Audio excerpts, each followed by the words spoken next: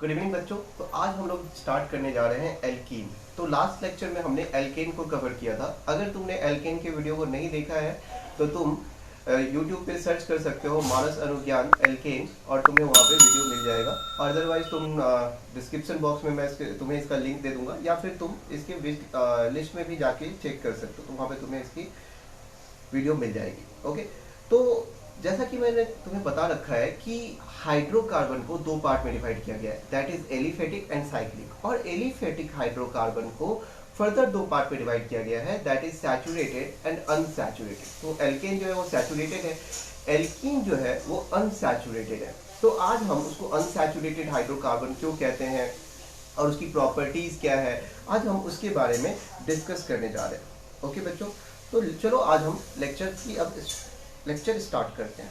Okay, तो alkene का general formula क्या होता है, CnH2n, मतलब जितने नंबर ऑफ कार्बन होंगे उसका दुगुना क्या होगा, हाइड्रोजन होगा। अब बात आती है एल्कीन को हम अनसैचुरेटेड हाइड्रोकार्बन क्यों कहते हैं, क्योंकि एल्कीन में क्या है कि कार्बन कार्बन के बीच में डबल बॉन्ड होते हैं। तो डबल बॉन्ड होते तो इससे क्या हो गया, तो देखो इसमें क्या होता है, जो एक बॉन्ड होता है सिग्मा होता है और दूसरा जो बॉन्ड है पाई है। जब भी दो एलिमेंट के बीच में जब भी कोई बॉन्ड फॉर्म होता है तो पहला बॉन्ड सिग्मा होता है, दूसरा बॉन्ड जो होता है वो पाई होता है। तो सिग्मा बॉन्ड होता है दैट इज स्ट्रॉन्गर बॉन्ड, जो पाई बॉन्ड है that is a weaker bond. तो जो वीकर बॉन्ड होगा वो हाईली रिएक्टिव होगा, किसी के साथ भी रिएक्ट कर जाएगा। इसीलिए हम क्या कहते हैं, एल्कीन को अनसैचुरेटेड हाइड्रोकार्बन कहते हैं। एल्कीन का दूसरा नाम ओलेफिन्स भी है। अब हम इसको ओलेफिन्स क्यों कहते हैं, तो ओलेफिन्स का मतलब है ऑयल फॉर्मिंग। तो होता क्या है कि एल्कीन के जो लोअर मेंबर्स हैं, जो इनिशियल मेंबर हैं होमोलोगस सीरीज के, वो क्लोरीन और ब्रोमीन के साथ रिएक्शन करके ऑयली प्रोडक्ट्स फॉर्म करते हैं, इसीलिए हम इनको क्या कहते हैं, ओलेफिन्स कहते हैं। अब हम बात करते हैं एल्कीन के होमोलोगस सीरीज की। तो जैसे तुम्हें पता है कि किसी भी होमोलोगस सीरीज को अगर हमने किसी भी एक मेंबर को अगर हमने स्टडी कर लिया तो बाकी के कंपाउंड को स्टडी करने की जरूरत नहीं है, क्योंकि अगर तुमने एक कंपाउंड की केमिकल प्रॉपर्टीज पता है तो बाकी कंपाउंड की केमिकल प्रॉपर्टीज तुम्हें ऑटोमेटिक ही पता होती है। ओके, तो चलो हम इसके मेंबर्स जो है इस होमोलोगस सीरीज की, उसके बारे में हम देख लेते हैं। तो पहला मेंबर है इथीन। तो एथ का मतलब क्या होता है, दो कार्बन, और इन मतलब एल्कीन। ओके, तो इसका इसका फॉर्मूला क्या हो जाएगा इथीन का, तो कार्बन दो तो C2 और नंबर ऑफ हाइड्रोजन उसका डबल, तो मतलब H4। तो ये मॉलिक्यूलर फॉर्मूला हो गया C2H4। अब इसका स्ट्रक्चरल फॉर्मूला देखते हैं। तो CH2 मतलब देखो इसमें करना क्या है, कार्बन कार्बन के बीच में हम डबल बॉन्ड फॉर्म कर लेंगे। अब तुम्हें पता है कि कार्बन की टेट्रा वैलेंसी होती है, इस कार्बन ने दो बॉन्ड फॉर्म कर रखा है, तो अब दो हाइड्रोजन से हम इसकी टेट्रा वैलेंसी पूरी कर देते हैं। इसी तरह से इस कार्बन ने दो बॉन्ड बना रखा है, तो इसकी वैलेंसी बची हुई है, तो जिसको कि हम दो हाइड्रोजन से पूरा कर देंगे। ओके, तो इसका IUPAC नेम है इथीन। अच्छा, इसका एक कॉमन नेम है, तो कॉमन नेम है इथाइलिन। एक्चुअली हुआ क्या था कि जब तक ये इथीन को IUPAC ने एक नया नेम दिया था, उससे पहले ही इसकी डिस्कवरी हो चुकी थी और साइंटिस्ट लोगों को इसके बारे में पता चल गया था, पूरे दुनिया में इसका नाम इथाइलिन फेमस हो गया था। ओके, तो देखो इसको नाम याद करना बहुत डिफिकल्ट नहीं है, एथ प्लस आइलिन अगर याद कर लो तो इथाइलिन होता है। इसी तरह से सब में देखोगे ऐसे ही चलेगा। Okay, now come to second member. तो सेकेंड मेंबर इसका है प्रोपीन। तो प्रोप मतलब तीन कार्बन, तो C3 number of hydrogen will be double, तो H6, तो इसका फॉर्मूला हो जाएगा C3H6। अब हम इसका मॉलिक्यूलर फॉर्मूला कैसे बनाएंगे, तो हम तीन कार्बन की पहले चेन बना लेंगे। अब क्या करेंगे, कार्बन कार्बन के बीच में डबल बॉन्ड लगा देंगे, है ना। एंड आफ्टर दैट जैसे इस कार्बन की दो वैलेंसी पूरी है तो दो हाइड्रोजन लगा दिया, इस कार्बन की तीन वैलेंसी पूरी है तो एक हाइड्रोजन लगा दिया, इस कार्बन की एक वैलेंसी है तो हमने तीन हाइड्रोजन ऐसे जोड़ दिए।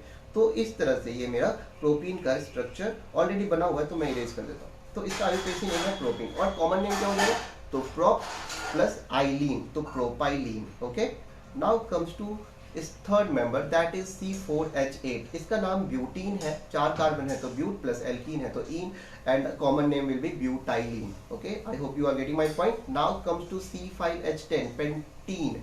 सो इसमें क्या करेंगे, पांच कार्बन की चेन बना देंगे और कार्बन कार्बन के बीच में डबल बॉन्ड लगा देंगे, बाकी की हम वैलेंसी इसकी हाइड्रोजन से पूरी कर देंगे, और इसका IUPAC नेम हो जाएगा पेंटीन, और कॉमन नेम हो जाएगा पेंटाइलीन।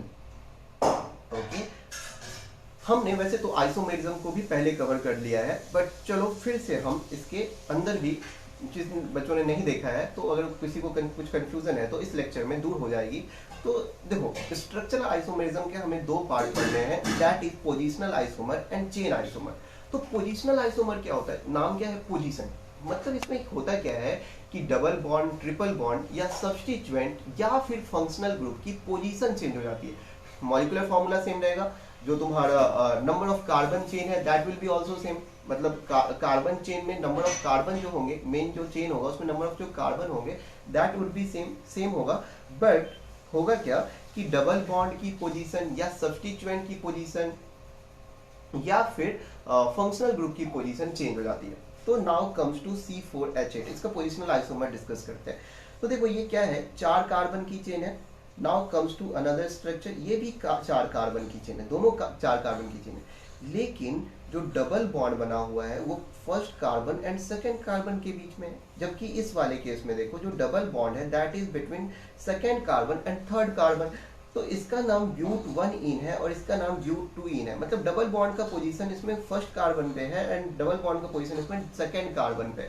तो डबल बॉन्ड का पोजीशन चेंज हो गया है, इसलिए इसका नाम है पोजिशनल आइसोमर। कितना सिंपल है ना। Now comes to chain isomerism. Chain isomer में क्या होगा कि जो मेन जो चेन होगी है ना, मेन चेन जो होगी उसमें नंबर ऑफ कार्बन जो है वो चेंज हो जाएंगे। मॉलिक्यूलर फॉर्मूला सेम रहने वाला है, बट क्या होने वाला है कि जो मेन चेन जो नंबर ऑफ कार्बन होंगे वो चेंज हो जाएगा, इसलिए हम इसको क्या कहते हैं, चेन आइसोमर कहेंगे। तो यहाँ पे लिखा हुआ भी है different number of carbon in main chain. इसका क्या मतलब है, तो देखो बच्चों, यहाँ पे क्या है, 4 कार्बन की चेन है, अपने पास यहाँ 4 कार्बन की चेन है। Now comes to this structure, यहाँ पे हमारे पास 3 कार्बन की चेन है। मॉलिक्यूलर फॉर्मूला देखो दोनों जगह सेम है, दैट इज C4H8 काउंट कर सकते हो तुम। तो इसका वर्ड रूट है ब्यूट, जबकि इसका वर्ड रूट है प्रॉप। तो ये दोनों क्या हो गए, एक दूसरे के चेन आइसोमर हो गए। चेन आइसोमर इसलिए है क्योंकि number of carbon in the main chain is different, so that's why they are chain isomers. Okay, now comes to C5H10। लेकिन मैं इसमें तुम्हें बताने नहीं वाला हूं, इसमें तुम्हें मैं टास्क देने वाला हूं कि तुम्हें इसमें गेस करना है कि कौन से चेन आइसोमर्स हैं, कौन से पोजिशनल आइसोमर हैं। ठीक है, चलो मैंने तुम्हारी हेल्प के लिए मैंने इसमें नेम भी लिख दिया है, तो तुम उससे भी समझ सकते हो। फिर से मैं बता रहा हूँ, पोजिशनल आइसोमर्स में क्या होता है, डबल बॉन्ड की पोजीशन चेंज हो जाती है, एंड चेन आइसोमर में जो मेन चेन होगा उसमें नंबर ऑफ कार्बन चेंज हो जाएंगे, वर्ड रूट चेंज हो जाएगा। ओके, तो तुम्हें इसका देखो, जो हमारा ब्यूटीन है उसके देखोगे तो 3 स्ट्रक्चरल आइसोमर्स हैं, और जो हमारा C5H10 मतलब पेंटीन के 5 टोटल स्ट्रक्चरल आइसोमर्स हैं। तो तुम्हारे लिए कुछ टास्क है, तुम्हें बताना है A एंड B कौन से टाइप के आइसोमर है, पोजीशन या चेन, B एंड C। तो A एंड B में तुम्हें बताना है कि कौन से आइसोमर्स हैं ये दोनों। फिर देखो B एंड C में बताना है, B एंड C में कौन से आइसोमर हैं ये दोनों। A एंड D में देखो कौन से आइसोमर्स हैं ये, एंड B एंड E में कौन से आइसोमर्स हैं। Okay, and C and E आपस में ये कौन से आइसोमर। ठीक है, ओके, तो बहुत ही इजी है, एक बार ट्राई करना। तुम आंसर इसके कमेंट बॉक्स में लिखो और फिर मैं इसका आंसर भी मैं भी लिख दूंगा। ठीक है, नाउ कम्स टू इथीन। हम इथीन के बारे में डिटेल में डिस्कशन कर लेते हैं, क्योंकि अभी मैंने जस्ट बताया था तुम्हें कि होमोलोगस सीरीज में अगर तुम्हें किसी भी एक मेंबर की प्रॉपर्टीज पता है, अगर तुम्हें उसके बारे में इंफॉर्मेशन पता है, तो तुम बाकी के भी जो उस सीरीज से बिलोंग करने वाले कंपाउंड है उसकी प्रॉपर्टीज तुम्हें पता हो सकती है, पता चल सकता है। ओके, तो होमोलोगस सीरीज का पहला मेंबर अगर हम एल्कीन का देखें दैट इज इथीन, तो हम इसी के बारे में डिस्कस कर लेते हैं, इजी भी रहेगा, है ना। तो इथीन का कॉमन नेम इथाइलिन है, जो मैं कि पहले बता चुका हूँ। तो ये इथाइलिन हमें सोर्स क्या है, नेचर में हमें कहाँ से मिलता है, तो एक्चुअली क्या है, ये नेचुरल गैस के साथ हमें मिलता है। नेचुरल गैस जो तुम CNG के जो ऑटो वगैरह चलती हैं उसमें यूज़ होता है ना। तो जो मीथेन के साथ ये हमारा नेचुरल गैस में मेनली हमारा मीथेन होता है, तो उसके साथ हमें इथीन भी मिलता है। और दूसरा क्या है कि ये प्लांट्स में पाया जाता है और ये रिस्पॉन्सिबल होता है फलों के पकने के लिए, for ripening of fruits. Okay, ये एक बेसिकली हार्मोन के फॉर्म में प्लांट्स में होता है। अब हम इसका बात करते हैं स्ट्रक्चर की। तो देखो, कार्बन की सबको पता है कि एटॉमिक नंबर कितना है, 6 है। तो इसका इलेक्ट्रॉनिक कॉन्फ़िगरेशन क्या हो जाएगा, दैट विल बी 2,4। तो इसको 4 इलेक्ट्रॉन की रिक्वायरमेंट है। तो देखो हम इसका इलेक्ट्रॉन डॉट स्ट्रक्चर ड्रॉ करते हैं। देखो कार्बन का ये 4 इलेक्ट्रॉन है। अब इसी तरह दूसरा कार्बन भी होगा, उसके भी आउटर मोस्ट सेल में 4 इलेक्ट्रॉन होंगे। अच्छा, आउटर मोस्ट सेल क्यों ले रहे हैं, क्योंकि बॉन्डिंग में वैलेंस सेल या आउटर मोस्ट सेल के इलेक्ट्रॉन ही पार्टिसिपेट करते हैं, है ना, वो उन्हीं को ऑक्टेट कंप्लीट करना होता है। तो देखो इसके भी हम क्या करते हैं, 4 इलेक्ट्रॉन ऐसे बना देते हैं। तो कार्बन क्या करता है, इस दूसरे कार्बन के साथ 2 इलेक्ट्रॉन की शेयरिंग कर लेता है ऐसे, ठीक है। अब जो 2 इलेक्ट्रॉन बच गए, इसका हाइड्रोजन को भी 1 इलेक्ट्रॉन की रिक्वायरमेंट है, क्योंकि हाइड्रोजन को भी हीलियम जैसा बनना है। तो हाइड्रोजन इसके साथ 1 इलेक्ट्रॉन की शेयरिंग कर लेता है। इसके साथ दूसरा जो हाइड्रोजन है वो भी अपना 1 इलेक्ट्रॉन इसके साथ शेयर कर लेता है। और यहाँ पे एक हाइड्रोजन वो भी, और ये हाइड्रोजन ये इस तरह से ये आपस में इलेक्ट्रॉन की शेयरिंग कर लेते हैं और इस तरह से कार्बन की टेट्रावैलेंसी कंप्लीट हो जाती है। तो ये इसका स्ट्रक्चर है। तो ये इसका इलेक्ट्रॉन डॉट स्ट्रक्चर हुआ और ये इसका हमारा बॉन्ड स्ट्रक्चर। ओके, तो ये ऑलरेडी बना ही हुआ है, तो इसको मैं इरेज कर देता हूँ, ठीक है। दो बार क्यों ही बनाना, आई होप तुम्हें समझ में आ गई।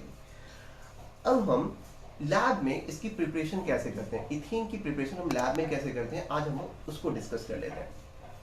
तो देखो लैब में क्या करते हैं, अल्कोहल होता है ना, जिसको लोग पी के टून हो जाते हैं, हाँ वही अल्कोहल, उस अल्कोहल में कंसंट्रेटेड H2SO4 डाल देते हैं।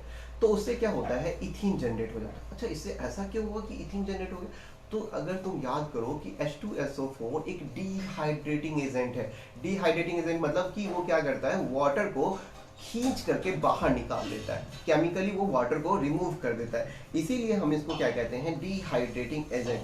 तो देखो यही हो रहा है यहाँ पे कि H2SO4 यहाँ से अल्कोहल में डालने से, अल्कोहल का ये हमारा फॉर्मूला है, और अगर इसमें हम H2SO4 डालते हैं तो ये वाटर रिमूव करता है। कैसे वाटर रिमूव कर रहा है, तो देखो ये होता क्या है कि जैसे ये हमारा CH2, इसी चीज़ को मैं थोड़ा सा चेंज करके लिखता हूँ ताकि तुम समझ पाओगे।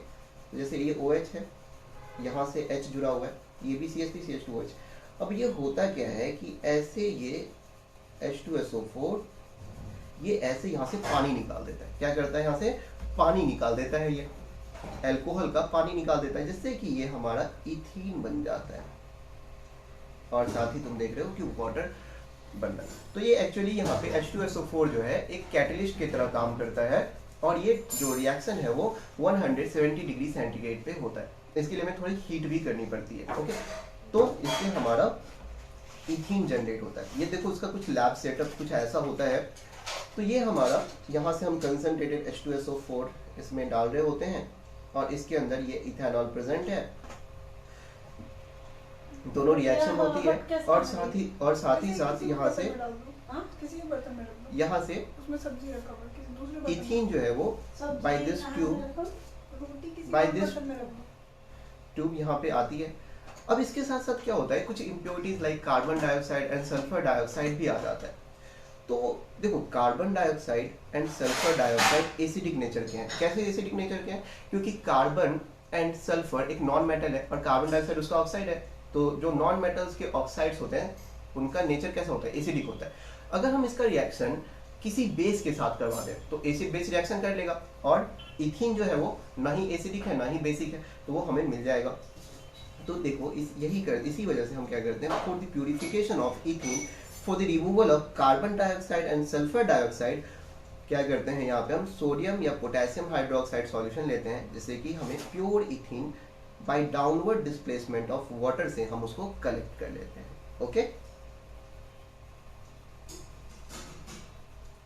अच्छा हम इसको डाउनवर्ड डिस्प्लेसमेंट ऑफ वाटर से क्यों कलेक्ट करते हैं, तो देखो होता क्या है ना कि इथीन जो है वो एयर के साथ रिएक्शन करके एक्सप्लोड हो सकता है, या फिर ऑक्सीजन के साथ रिएक्ट करके ये बर्न होता है, जिसको हम लोग देखेंगे इसके कंबसन रिएक्शन को आगे। तो वो एक प्रॉब्लमेटिक है। और दूसरा क्या है, एयर में अगर मिक्स हो गया तो दूसरा क्या है कि ये वाटर में सॉल्युबल नहीं होता। ओके, तो इसलिए हम क्या करते हैं, इसको डाउनवर्ड डिस्प्लेसमेंट ऑफ वाटर से कलेक्ट कर लेते हैं, क्योंकि अगर वाटर में कलेक्ट करेंगे तो एयर से कांटेक्ट होगा नहीं, और दूसरा ये पानी में सॉल्युबल नहीं है तो वो भी कोई दिक्कत नहीं है। इसलिए हम इसको क्या करते हैं, क्योंकि ये इनफ्लेमेबल है और इनसॉल्युबल इन वाटर है, इसलिए हम इसको डाउनवर्ड डिस्प्लेसमेंट ऑफ वाटर से कलेक्ट करते हैं। इसके अनदर भी कुछ प्रिपरेशन मेथड्स हैं जिसको कि हम अब डिस्कस करते हैं। तो another preparation method is dehydrohalogenation reaction. Previous reaction में हमने क्या किया, वाटर को खींच लिया के बाहर निकाल दिया। अब वाले जो रिएक्शन में क्या है, हम डीहाइड्रोहेलोजिनेशन मतलब HX, X will be Cl, Br और I, इनको हम रिमूव कर देंगे तो क्या हो जाएगा, हमारा इथीन जनरेट हो जाएगा। HX जो है वो दैट इज एसिड, जैसे HCl, HBr, HI that is acidic. Okay, तो जैसे देखो ये हमारा क्लोरो इथेन है, इसका रिएक्शन एल्कोहलिक KOH के साथ। बच्चों यहाँ पे एल्कोहलिक लिखना बहुत जरूरी है, क्योंकि अगर हम एल्कोहलिक नहीं लेंगे तो अगर दूसरा रिएक्शन हो जाएगा, अगर एक्वस KOH लिखेंगे तो दूसरा रिएक्शन हो जाएगा। इसको हम लोग एल्कोहल में पढ़ेंगे टॉपिक में, तो यहाँ पे ये ध्यान रखना कि एल्कोहलिक KOH लिखना बहुत जरूरी है। तो एल्कोहलिक KOH करता क्या है, देखो मैं फिर से इसको थोड़ा डिफरेंट वे में लिखूंगा। ये यहाँ से करता क्या है कि HCl को रिमूव कर देता है, ये यहाँ से HCl रिमूव कर देता है। ओके, और ये हमारा चूंकि इस कार्बन की भी एक वैलेंसी चली गई, इस कार्बन की भी एक वैलेंसी चली गई, मतलब अब कार्बन की 3 ही बॉन्ड बन रखे हैं, तो क्या करना पड़ेगा, तो ये कार्बन आपस में दोनों तनहा है, दोनों तनहा मिलकर के आज पार्टी कर लिया, दोनों ने बॉन्ड बना लिया, है ना। अब देखो यहाँ HCl जनरेट हो रहा है, ये HCl कितना स्ट्रॉन्ग एसिड है, KOH उतना ही स्ट्रॉन्ग बेस है, दोनों रिएक्शन करेंगे, सॉल्ट बनेगा KCl, साथ में साथ वाटर फॉर्म हो जाएगा। ओके, तो यहाँ से HCl रिमूव हुआ और यहाँ से KOH, दोनों ने मिलकर KCl प्लस H2O बना लिया और हमारा ये इथीन भी प्रिपेयर हो गया। इसी तरह से HCl हो या H मदर या फिर HCl यहाँ पे रिमूव हो गया, अगर Br है तो HBr रिमूव हो जाएगा, KBr बनेगा, H2O बनेगा। अगर I है तो यहाँ से HI रिमूव होगा, HI भी एक स्ट्रॉन्ग एसिड है, HCl से इनफैक्ट ज्यादा स्ट्रॉन्ग एसिड है, अगर उसको KOH के साथ रिएक्शन कराएंगे सॉल्ट बनेगा, वाटर बनेगा और इथीन प्रिपेयर हो जाएगा हमारा। I hope you are getting my point. अगर फिर भी कोई डाउट हो तो प्लीज कमेंट बॉक्स में लिखना, मैं कोशिश करूंगा तुम्हारे डाउट्स को क्लियर करने की। तो अब हमने बना लिया है इथीन, अब हम समझते हैं इसकी केमिकल प्रॉपर्टीज क्या है। ओके, तो केमिकल प्रॉपर्टीज में जो मेनली जो अनसैचुरेटेड हाइड्रोकार्बन्स होते हैं वो क्या दिखाते हैं, एडिशन रिएक्शंस दिखाते हैं, क्योंकि जैसे मैंने बताया कि कार्बन कार्बन के बीच में डबल बॉन्ड होता है, तो एक है सिग्मा एक है पाई, तो पाई बॉन्ड वीकर बॉन्ड है, तो होगा क्या कि पाई बॉन्ड टूटेगा तो जिससे कि कार्बन की जो टेट्रा वैलेंसी है वो वायलेट हो जाएगी, मतलब कार्बन की केवल 3 बॉन्डिंग्स होगी, तो कार्बन बेचैन हो जाएगा, उसको 4 बॉन्ड बनाना है तो कुछ ना कुछ कार्बन को करना पड़ेगा, तो वो क्या करता है, वो किसी को अपने अंदर ऐड कर लेता है। ओके, तो वही चीज यहाँ पे होने वाली है। तो देखो सबसे पहला रिएक्शन है हाइड्रोजिनेशन रिएक्शन, सब जगह सेम तरीका चलने वाला है। देखो ये है हमारा एल्कीन जिसमें कि एक सिग्मा एक पाई है, मान लो ये सिग्मा है ये पाई, किसी को भी सिग्मा पाई बोल सकते हो, वो कोई दिक्कत नहीं है। अब ये है हमारा हाइड्रोजन, तो हाइड्रोजन H से जुड़ा हुआ है, तो होता क्या है कि ये बॉन्ड ऐसे ब्रेक हुआ, हाई टेम्परेचर है और कैटलिस्ट है निकल प्लैटिनम प्लेडियम, निकल या प्लैटिनम या प्लेडियम पे हाइड्रोजन क्या हो जाता है, एड्सॉर्ब हो जाता है, जिससे इसके ये बॉन्ड ब्रेक हो जाते हैं। और ये वाला जो बॉन्ड है पाई बॉन्ड, ये ब्रेक होता है। अब ये ब्रेक हो गया तो कार्बन की 3 वैलेंसी हो गई, और इस ये भी हाइड्रोजन बेचैन है क्योंकि उसका भी बॉन्ड टूट गया है। अब जो 2 बेचैन लोग मिलेंगे तो रिश्ता तो बनेगा ही, तो ये दोनों मिल करके रिश्ता बनाया इन्होंने और CH3 बन गए, इथेन बन गया। मतलब हमने देखो एल्कीन से एल्केन बना लिया बाय हाइड्रोजिनेशन रिएक्शन। ओके, तो अनसैचुरेटेड जो भी हमारे हाइड्रोकार्बन्स हैं दे गिव्स एडिशन रिएक्शन, और एडिशन रिएक्शन में कुछ नहीं करना है, 2 बॉन्ड तोड़ने हैं, पाई बॉन्ड को तोड़ना है, जोड़ देना है, बस हो गया काम, ये हमारा इथीन प्रिपेयर हो गया। Now comes to addition of halogens. Halogens में भी क्या होगा, सेम ही चीज होगी, जैसे हाइड्रोजन हाइड्रोजन के बीच में बॉन्ड था सिंगल, वैसे ही क्लोरीन क्लोरीन के बीच में एक सिंगल बॉन्ड है। अब इसका भी बॉन्ड टूटेगा, ये भी क्लोरीन हो गया बेचैन, और ये देखो CH2 इसका भी पाई बॉन्ड टूटा, ये भी बेचारा 3 बॉन्ड लेके भटक रहा है। अब दोनों को मिलेगा एक दूसरे का साथ, दोनों जुड़ जाएंगे आपस में और बॉन्डिंग हो जाएगी तैयार। और ये देखो ये हमारा तैयार हो गया क्लोरोइथेन, डाइक्लोरोइथेन। ओके, तो सिमिलरली Br2 में भी यही कॉन्सेप्ट होने वाला है कि Br आपस में बॉन्ड टूटेगा, ये Br इसके साथ जुड़ जाएगा, ये Br तो ये देख लो एडिशन हो रहा है, एक ग्रुप आकर के एल्कीन में जुड़ जा रहा है, इसी वजह से इसका नाम है एडिशन रिएक्शन। तो याद रखना, पूछा जाता है कि एल्कीन किस टाइप के रिएक्शंस दिखाते हैं, तो एडिशन रिएक्शंस दिखाते हैं। ओके बच्चों, अच्छा एक बात और, ये बहुत ही इंपॉर्टेंट है कि ये वाला रिएक्शन, ये जो भी रिएक्शन की जिसकी हम बात कर रहे हैं, this reaction is very important. Why it is so important? क्योंकि ये ना अनसैचुरेशन का टेस्ट है, ये रिएक्शन अनसैचुरेशन। नोट्स भी अच्छा रखना है ना, तो इसको थोड़ा हम इरेज कर देते हैं, ठीक है। तो देखो होता क्या है कि Br2 और CCl4 इनका कलर जो होता है रेडिश ब्राउन कलर का होता है। अब तुम उसमें से क्या करोगे, इथीन को पास करा दोगे, तो इथीन में आके ब्रोमीन तो जुड़ गया, तो CCl4 से तो ब्रोमीन गायब हो गया। अब जब CCl4 में ब्रोमीन तो बचा नहीं है, तो रेडिश कलर काहेगा, तब तो वो कलरलेस हो जाएगा ना। तो क्या हो जाता है, ये देखो यहाँ पे मैंने कुछ कलर भी बना रखा है, तो ये रेडिश ब्राउन कलर से जब तुम इसमें इसे इथीन गैस पास करवाते हो, तो ये क्या हो जाता है, कलरलेस में कन्वर्ट हो जाता है। अब जब ये कलरलेस में कन्वर्ट हुआ, तुम्हें पता चल गया अच्छा यहाँ से हमने क्या किया है, एल्कीन पास करवाया है। तो अगर जब तुमको मान लो कि तुमको इथेन दे दिया, दो कंटेनर दिया हुआ है, ठीक है, मान लो दो तुम्हें बीकर दिया हुआ है, एक में तुम्हारा इथीन है और एक में तुम्हारा इथेन है, तो हमको पता करना है कि कौन सा इथेन है कौन सा इथीन है। तो हम क्या करेंगे, उसको Br2CCl4 के सॉल्यूशन से पास कर देंगे, जो उसको रेडिश ब्राउन कलर से कलरलेस में कन्वर्ट कर देगा। तो हम कह देंगे कि भैया ये तो हमारा इथीन है। तो ये ना अनसैचुरेशन के टेस्ट के लिए यूज होता है। ओके, तो जहां पे भी डबल बॉन्ड होंगे या ट्रिपल बॉन्ड होंगे, वो क्या करेगा, इस सॉल्यूशन को कलरफुल से कलरलेस कर देगा, ठीक है। तो देखो इसमें सारे रिएक्शन जो है ना एडिशन वाले हैं। देखो अब हम एडिशन ऑफ HCl फिर से क्या करेंगे, HCl के बीच का बॉन्ड को तोड़ेंगे और फिर हाइड्रोजन को इसको देंगे, क्लोरीन को इसको जो देंगे और ये पाई बॉन्ड को तोड़ेंगे। तो देखो ये CH3 CH2 Cl बन जाएगा। Okay, similarly addition of water, तो ये क्या होता है, ये एसिडिक मीडियम में होता है। तो ये देखो वाटर में दो पोल होते हैं, एक H और एक OH। तो ये बॉन्ड यहाँ से टूटा, ये बॉन्ड यहाँ से टूटा, ये ऐसे हाइड्रोजन जाके जुड़ा, ये इससे OH जुड़ गया। तो ये देखो हमारा यहाँ पे क्या बन गया है, ये हमारा एल्कोहल है, जिसको पी के लोग टुन हो जाते हैं, इसका नाम है इथेनॉल। और ये है हमारा क्लोरोइथेन,